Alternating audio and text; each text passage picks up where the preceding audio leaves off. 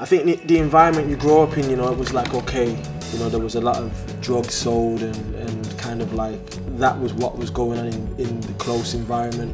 Obviously I looked up to footballers and all those types of things, but in the close vicinity, the things you see just on a natural walking down the road vibe was loud music, golfs, big music systems, guys with, you know, chaps on, and that was like the kind of, yeah, the glorification of this person's made it.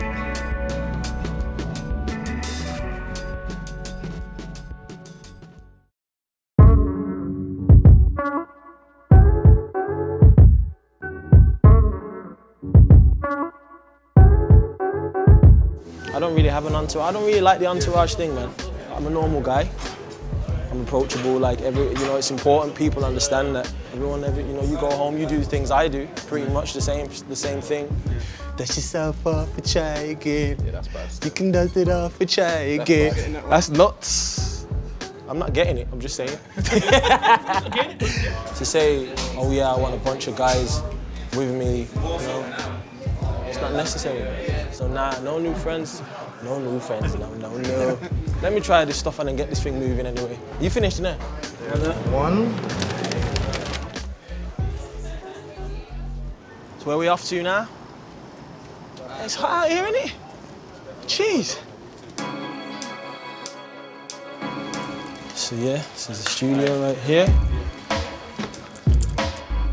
My upbringing was more on a Caribbean side of Jamaican culture, so the music I used to listen to when I grew up was more dancehall, you know, reggae, and then there was obviously the jungle scene that was going on at the time. But I had an older brother I had, you know, who kept me out of trouble, and a lot of it went on around close quarters. You see things, you know, firsthand going on.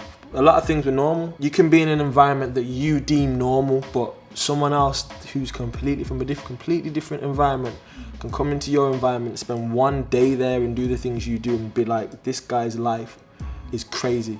Like, this isn't normal to me, get me out now. Like, you know, you grow around a vast array of different types of people that mold your personality. You know how to deal with sketchy characters when you meet people because you've met someone like him 15 years ago. That's the kind of thing that my environment gave me. I felt like I met so many different people and was around so many weird characters, as well as, you know, the gang culture. It's messy vibes, man.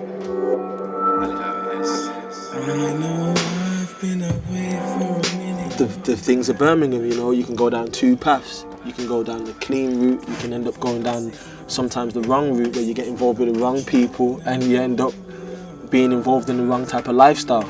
You know what I mean? So that could have been me. That's how I look at it. It's easy because it's right there in front of you day by day, and it's easy for you to just one time say, you know what, I'm gonna go with them man today, you know, because them man are making a move and I'm gonna go and see what I go on.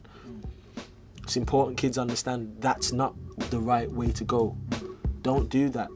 There's so many other things you can put your passion and your anger into. You know, you don't need to pick up a knife or a gun or start selling drugs or doing bad things or committing robberies or whatever it is. There's a studio, there's boxing gyms that you can not be fighting people. You can go in a boxing gym or a UFC gym these days and train. You know, there's loads of things that can take your mind off of the things, the pitfalls. And obviously, as I said, with my friend Sean Screamer, music, you know, was a way for him and for myself to you can get away from these types of things, you know what I mean? And it's funny because with you, it was either music or football. Growing up, it was always either music or football for Daniel. You know, so it's just like two ways it could have went. You should come around later. See you later, alligator. that bar's bad though still. People in that environment, they were part of my upbringing. I can never diss someone and be like, nah, I'm not dealing with you. Move, man. Like, you know what? It's important that you realise where you were from.